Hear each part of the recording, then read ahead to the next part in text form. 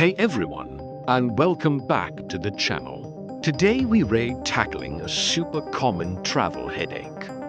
What happens to your duty-free alcohol when you have a connecting flight in the United States? You've just scored a great deal on a nice bottle of scotch or some fancy perfume abroad, only to face the dreaded checkpoint at your connection. Will they make you throw it away? Let's clear up the confusion so you don't lose your precious purchases. So, here's the general rule. The TSA does allow you to bring liquids over the usual 3/4 ounce or 100 milliliter limit in your carry-on, but only under very specific conditions. First, the item must be purchased at an international duty-free shop, not a domestic one. Second, and this is crucial, it must be sealed by releasing a special transparent bag called the STEB, which stands for Security Tamper-Evident Bag. You cannot open this bag for any reason. If it looks like it's been tampered with, TSA will likely confiscate the contents. Third, the original receipt must be inside the bag, showing the purchase was made within the last 48 hours. When you go through the security checkpoint, the TSA officer will screen the bag separately. If it all checks out, you're good to go. But wait, there's a huge catch that trips up so many travelers.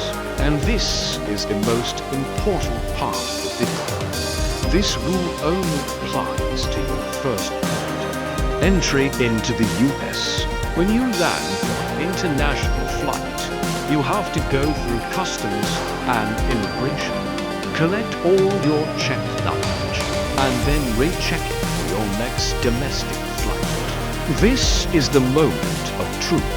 At this point, before you recheck your bags, you must take the duty-free liquids out of your carry-on and pack them securely into your checked luggage. I repeat, pack them in your checked luggage. Even if it's still perfectly sealed in the STEB bag with the receipt, the TSA will not allow it through the security checkpoint for your next domestic flight. This is where countless bottles of expensive liquor and perfume get confiscated. It's a rule many people don't know, and it's a painful way to learn it. So, here's your game plan.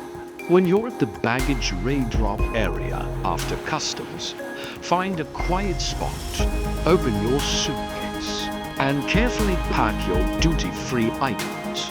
If you're packing alcohol, remember the FAA limits. You can check up to 5 liters per person, as long as it is between 24 and 70% alcohol by volume, and in its unopened retail packaging. And pro tip, always take a photo of your receipt as a backup, just in case.